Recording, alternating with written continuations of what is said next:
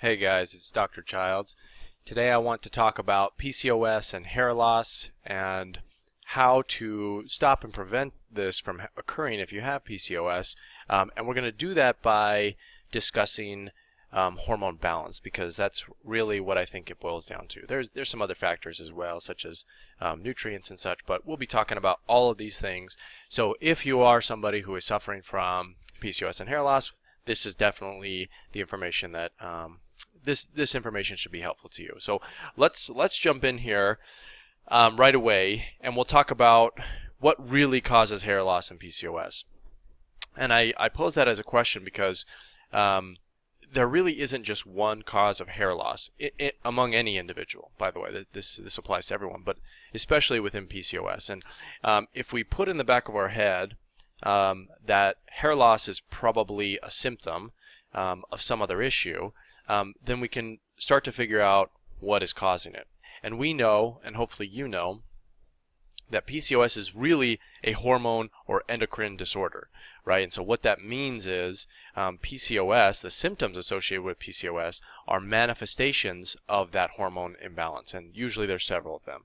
We're not going to get into those for the purpose of this conversation, but it's helpful to have that sort of as a basic understanding of what it is.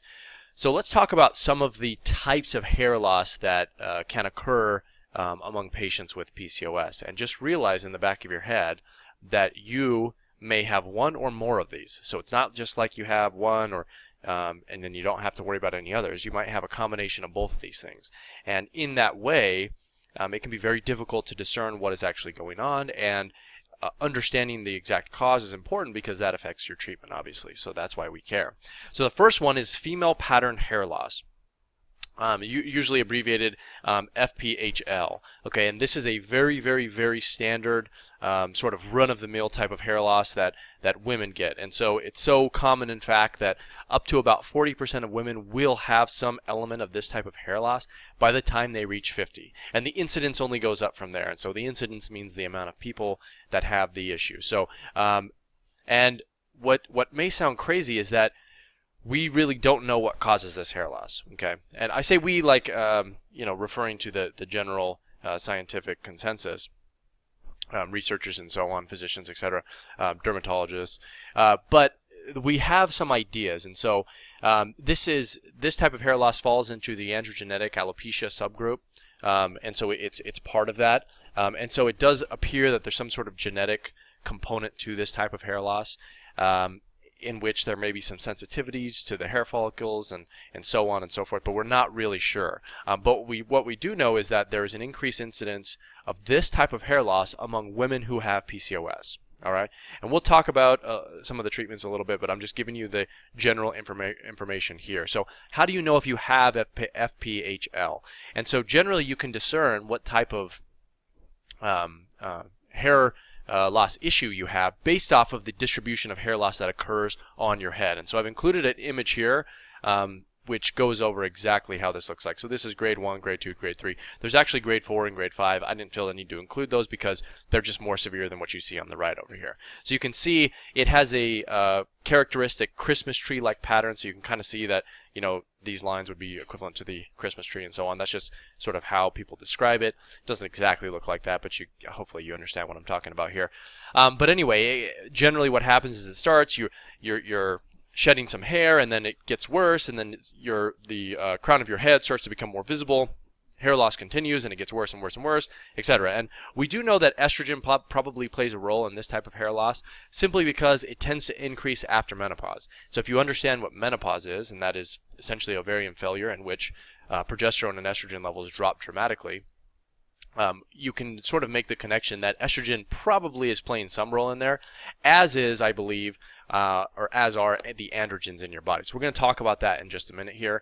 And so I think that androgens play a role in both the female pattern hair loss, but also the male pattern hair loss, which we're going to go over just in a second. So again, bottom line here is that women with PCOS have a high risk of developing female pattern hair loss or androgenetic alopecia, but that's not the only thing that they can have, remember. So they can also get male pattern hair loss. Don't let this confuse you. it says male pattern simply because we have the pattern based off of most men, right? But this type of hair loss can still occur in women. Now, this type of hair loss is felt to be secondary to excess DHT conversion from testosterone. And so essentially what happens is that testosterone becomes metabolized in your body, and it can be metabolized and broken. Metabolized, by the way, means to be broken down in your body. And so when you have a compound in your body, your liver slices it up in order to get rid of it. But the problem, well, it's not really a problem, but it can be in some situations, is when you cut up the testosterone molecule, you create fragments that actually have some testosterone potential in them. And what I mean by that is they can attach to certain cells and still stimulate the receptors on those cells. And so one of these byproducts is called DHT. And so if you take a testosterone, you chop it up, you create these little molecules called DHT, and they happen to be, here's the kicker, they happen to be a more potent androgen than actually testosterone is. And so you can see the problem here. Now the interesting thing is your body has a fork in terms of, well, I shouldn't say a fork, let's say a decision in terms of what type of testosterone it can make. Now, some women, and this occurs in men also because, thus the name male pattern hair loss, tend to convert testosterone into DHT at a higher rate than others. Now, that doesn't explain everything, but that may explain part of the reason why women get this male pattern hair loss when they have PCOS, right? Because we know that PCOS, one of the hallmarks of this condition, is the elevation of androgens, which is really just a fancy word for saying testosterone and DHEA. Those are they have a similar cellular effect. So we know PCOS has high amounts of these androgens, and if you have a lot of testosterone and a fair amount of it, a moderate to high amount, is being converted to DHT, well, that may explain why some women with PCOS develop this male pattern hair loss. And this can be distinguished from female pattern hair loss by how it looks, okay? And so you all know what male pattern hair loss looks like because you've seen men with it.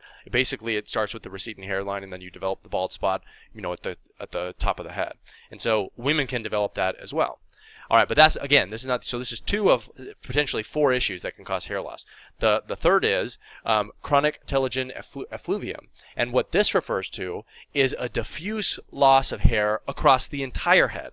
Okay, so there's not really a pattern like the other ones, but it's a dramatic and substantial loss or shedding of hair that occurs all over the entire head. And this one tends to occur fairly rapidly, so generally what happens is some sort of inciting event occurs, the woman starts to shed hair like crazy, and then up to 50% of their total volume or total mass of hair is gone in about a 3-month time period, which is fairly traumatic, right? Especially for women. Hair is important from a cosmetic standpoint and so on. And this is the cause of extreme anxiety. I've had many patients come to me with this sort of issue, and they're obviously concerned about it, and I think as well they should be. Now, there's an acute telogen effluvium version, and that basically just means it comes and then it goes away. We're talking about the chronic. So what happens is you lose your hair, you shed about 50% of it, and it just doesn't really grow back. You don't really have any increase in hair growth, and the hair just stays very sparse. So this can also happen to PCOS women, or women with PCOS.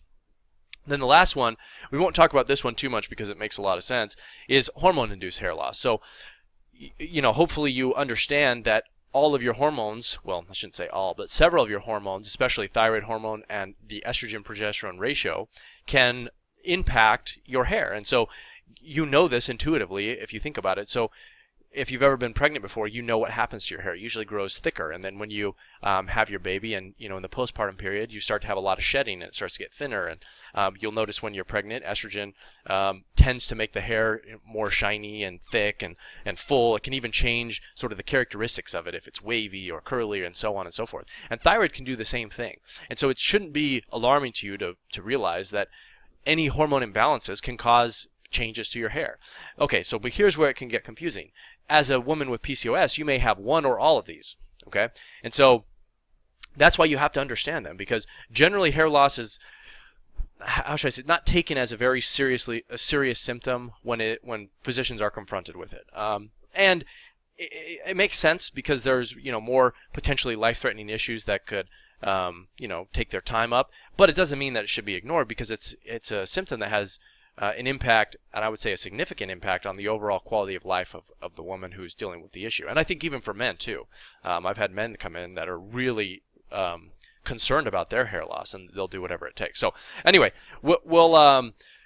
let's keep moving on here. So I talked a lot about the androgens and the hair loss and PCOS. Basically, what I wanted to point out here is that it's not necessarily important that you have high levels of testosterone or DHEA to have hair loss. So we know that women can develop hair loss even with so-called normal testosterone and DHEA.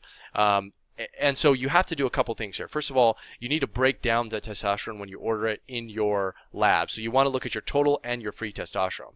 Because what is happening in your body is that the free testosterone is available to be binding to your cells. So if you have a high amount of free testosterone, you may be flooding your hair follicles, in a sense, with free and available testosterone, which then may cause the issue. So if that is causing hair loss in you, dropping that free testosterone is important. But there's one other thing that we need to think about, and that is, it seems that from a genetic standpoint, certain individuals are just very sensitive to testosterone in general. And this is where I think you probably get the androgenetic hair loss component kind of coming in here. So if you are a woman that I think, this is sort of the way that I characterize it in my head, if you are a woman that has obviously, and PCOS, by the way, PCOS woman, if you are a woman with PCOS that has grossly elevated, and I just mean obviously elevated, free and total testosterone, and you're having hair loss, well, that's probably related to that testosterone. And I would say you probably fall in that male pattern sort of hair loss category. Now, if you are a woman that has hair loss mostly in that the female pattern distribution, then it's more likely a sensitivity of your hair follicle to any amount of testosterone. And I think that that's probably what defines those two conditions, and I think also estrogen and progesterone play a role there, which is why I think it can be treated. But that's sort of the way that I think about it in my head. And so in that way, it's possible, I guess the bottom line is here, because of this, it's possible that women can still have hair loss despite having so-called normal testosterone and DHEA levels. Sorry about that. So anyway, let's get back to this. So what are you supposed to do if you have this sort of hair loss? And let's jump into some of the treatments here. Now, before I talk about any of these specialty treatments, because I'm going to be talking about specifically ways to balance these hormones, you have to before you go into some of these therapies, you need to be accounting for some of what I would call the basics, okay? So, and I pose a series of questions here that I want you to just think about, answer them internally. And if you haven't done these things, well, then you're probably going to get the biggest bang for your buck by doing these things first. Now, it doesn't mean you can't use some of the supplements and things like that I'm going to discuss below, but it just means that you're probably not going to see the success you're looking for until you've managed these 5 things, okay? So let's go over these. Number 1, are you managing your stress? If your stress is not being managed, then whatever you do is going to be limited. The benefits are going to be limited. So stress can cause hair loss. Absolutely, it's a very known trigger. It has to be dealt with. There are many ways that you can do that, but you need to be managing your stress, either avoiding it or taking something that increases your tolerance to stress, and so on. The second question is, are you eating healthy and is your diet in order? If you're not sure how to do this, I have a resource here. It's a diet guide for women with PCOS. We talk about some of the diets. You can see it all here. It's pretty long and in-depth, so you can go to that if you'd like. The link is right here. But again, diet has to be in order. Number 3, are you reducing the amount of refined sugar that you eat? And I put specific emphasis on sugar because it has the greatest impact, most likely, on insulin. And insulin is something that can cause, well, it just seems that women with PCOS are very sensitive to sugar and therefore insulin, which then causes high testosterone and high DHEA. So you have to be maintaining and eliminating that sugar. Number 4, are you exercising? And specifically not over-exercising regularly. If you are not exercising, you need to be doing it. If you are somebody that's going to the gym, for 1 to 2 hours per day, constant spin classes every single day, that's probably too much for your body. You might be causing more harm than good in that way. And paradoxically, the treatment for you might be to manage that and reduce the amount that you exercise. I know it sounds strange, but there's many patients that I've treated many patients. We cut down the exercise. They actually do a lot better. And then number 5, are you sleeping 8 hours per night? That has to happen. Again, that can help manage your stress. It helps manage your hormones. Won't get into all these things. These are just the basics I say that you need to be doing. Just make sure that you're doing them before you kind of jump into these next things. Okay, so let's talk about the hormone imbalances and how they affect your hair. We already kind of know that they do, so we'll just talk about the main ones. And there's three main ones. So it's managing high testosterone and androgens. We know that that plays a role. Managing thyroid dysfunction. There's an emerging trend that's between PCOS and Hashimoto's disease, which is a thyroid disease. That has to be managed if you have PCOS. And then number 3 is balancing estrogen and progesterone. So we're going to be talking about how to do those things. Now, if you are a woman with PCOS, there's a high probability you have imbalances in 1, probably 2, maybe 3 of these categories. So if you haven't, if you're unfamiliar with the way that I think PCOS should be managed and approached, I'd recommend that you read some of my other some of the other posts that I have on this, because it'll really sort of help you understand and how you want to be approaching PCOS, and this will all start to make sense once you get there. So let's talk about managing high testosterone and androgens. So this would be women who have, even normal by the way, but they have the male pattern hair loss, which can occur. So let's talk about that. So number 1 is focusing on weight loss.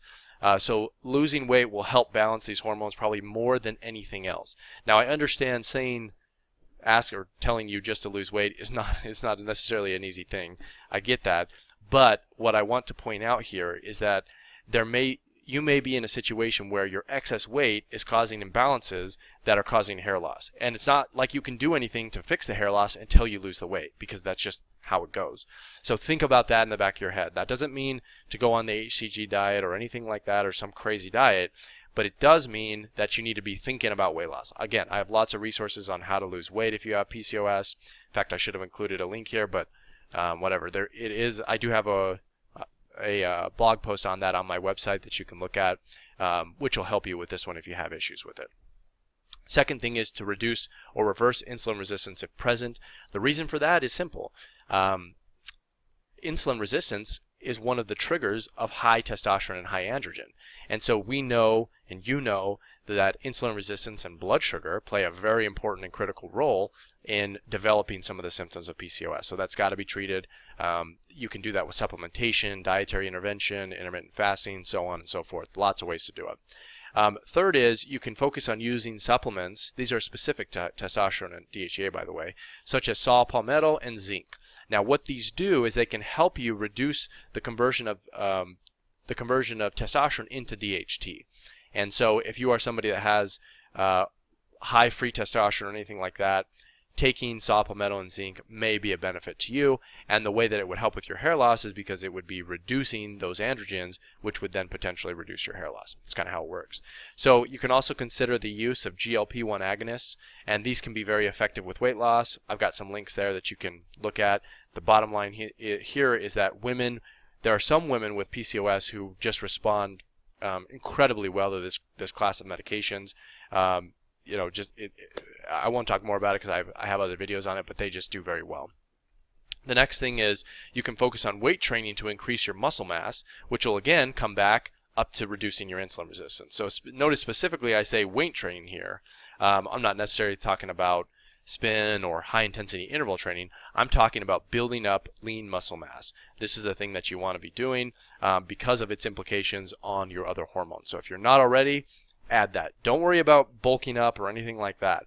The point here is to sensitize your body to insulin. Obviously reducing the consumption of carbohydrates and refined sugars, and then using all of these things together with those lifestyle recommendations I already discussed above. Remember those 5 questions that we were asking. The other thing that you can do is you can consider the use of adrenal adaptogens, and specifically what I'm talking about here is ashwagandha. And I say that because ashwagandha has been shown to help reduce DHEA levels, and then also with testosterone. So that's something specific to women with PCOS that can help with this sort of issue.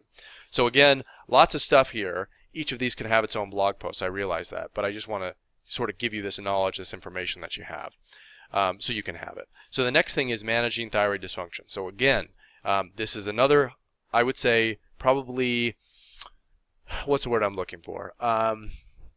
it's not well known. Let's put it that way, not well known among women with PCOS that thyroid may be playing an important role in a lot of their symptoms, including weight gain and acne and especially hair loss. So there's a connection between these two conditions, and the connection is called, well, it's something known as bidirectional. And what that means is thyroid disease can lead to PCOS, but it also means that PCOS can lead to thyroid disease. So imagine like well, I don't know if you guys remember from chemistry, but there was these equations with arrows going back and forth. So the equation can go to the left or it can go to the right.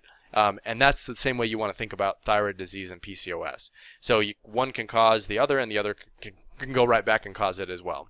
So, which is important, because if you have PCOS for any number of time, or any length of time, that's going to ultimately increase your risk of developing thyroid disease somewhere down the line.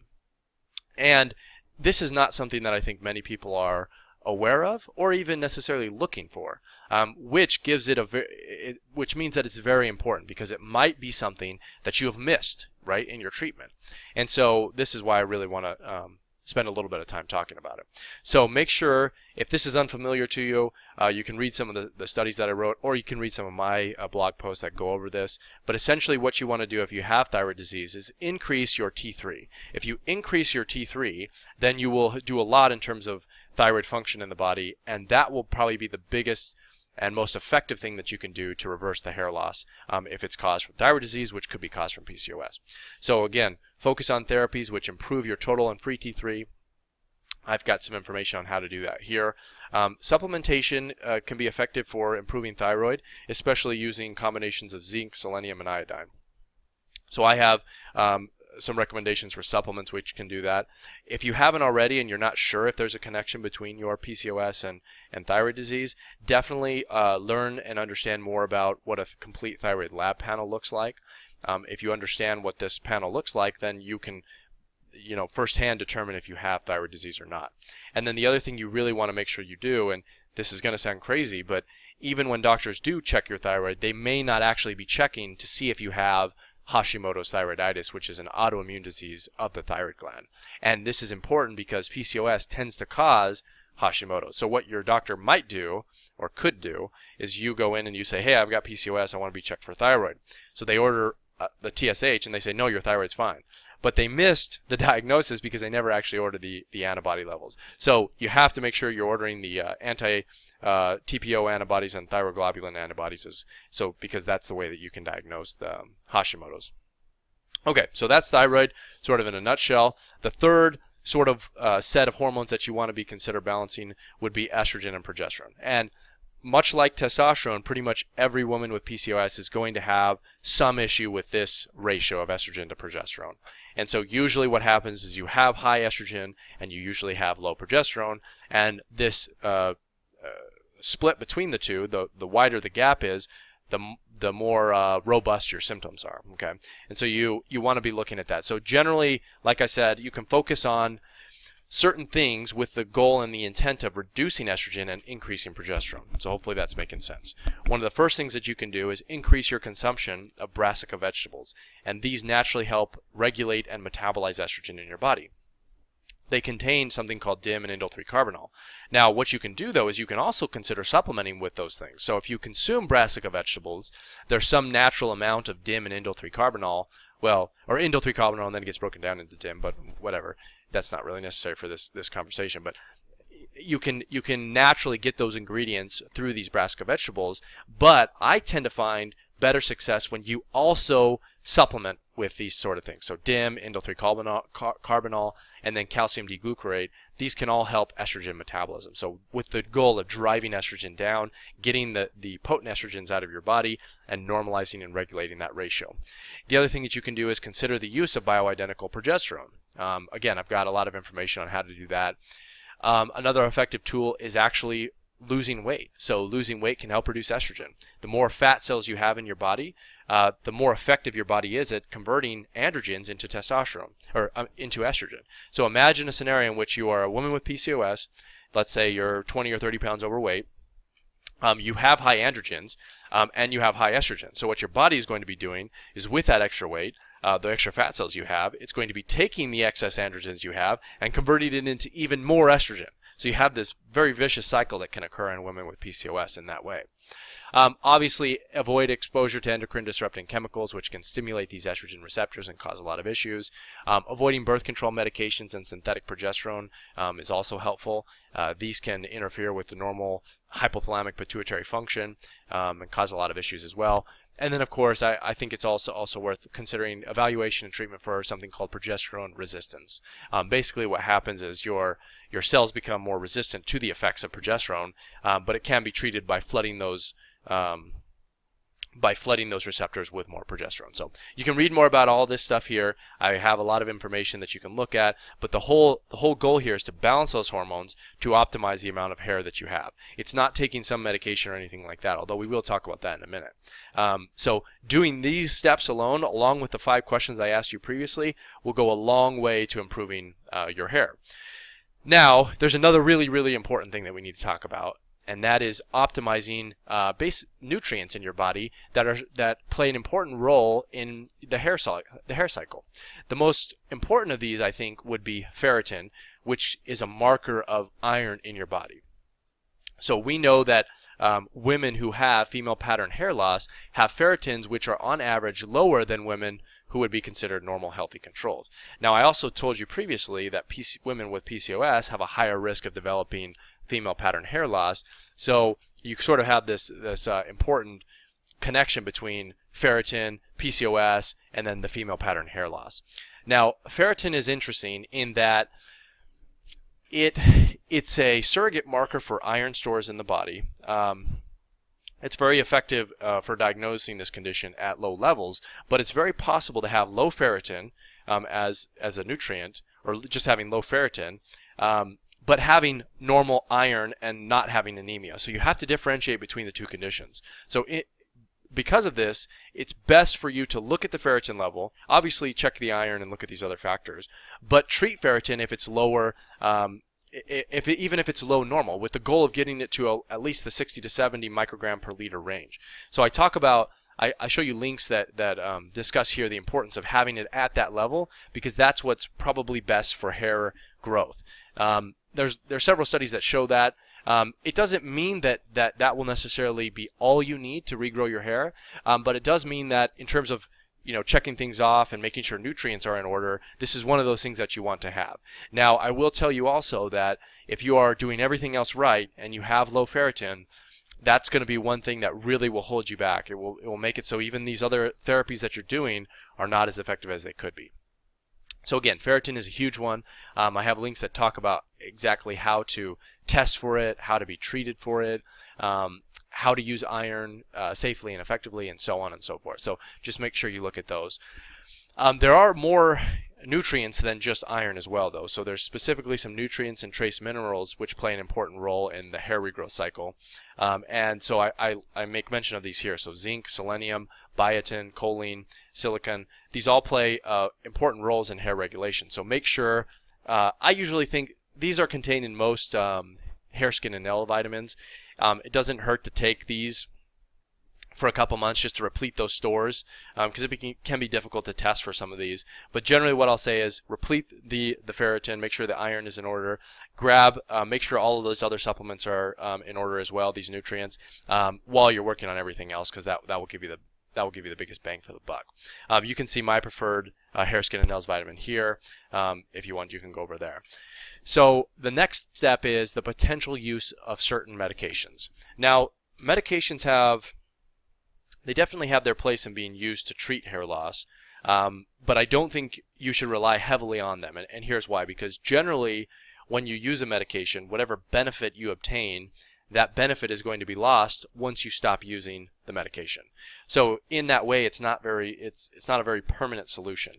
However, it can be used in an example such as this. And this is why I think it definitely is worth mentioning here. So let's say you are somebody that has a considerable amount of hair loss.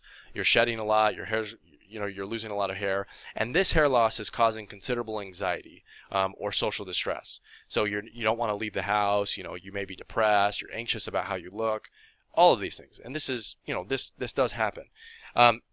what you can do is in that situation, if you fit this sort of mold that I've described, it may be beneficial to start using a medication just so that you at least stop the continued hair loss. Now you can use this sort of temporarily while you do all the other things that we discussed as well above, which are more long-term solutions, right? Because the solutions above that we discussed, they're going after the root cause. The whole point of that is to reverse the hormone imbalances, make sure everything gets back in order, and then that should deal with a lot of the symptoms. So that's sort of the way that I think about it. Now, one of the medications that I think can be effective is Minoxidil, which is FDA approved for the treatment of hair loss in both men and women. So you can learn more about how to use Minoxidil here. I just wanted to bring it up. It's available over the counter at places like Costco and I think even Amazon and so on. But it does have its place, so don't just completely disregard it because it's a medication. Again, it's not a long-term solution, but it is something that you should be aware of. So that's pretty much it. I would say some of the more difficult patients to treat who have hair loss also tend to be those women with PCOS. I do want to say here that I think there's a subgroup of women who have PCOS and hair loss who also probably have some underlying genetic component, which makes regrowing hair very, very difficult. Now, I would say if you do all these therapies, there's a high chance that you'll see some improvement. But there are some women, I would say, maybe 5 to 10%, maybe a little less, maybe less than 10%, but somewhere between 5 and 10% of women that I've had a very difficult time trying to get all of their hair back to the way that it was previously. So just realize that some of you out there might have these sort of genetic underlying issues, which we don't really quite understand how to treat at this point. But taking this approach of balancing the hormones, repleting the nutrients, and then potentially using some medications is probably one of the most effective strategies that you can utilize to get back the hair that you had previously. So anyway, that's pretty much it. If you guys have any questions about this, I know this was a long video. There's a lot of information presented, but if you have any questions about this, let me know. Leave your comments below, and I'll do my best to get back to you guys. But that's pretty much it. Thanks.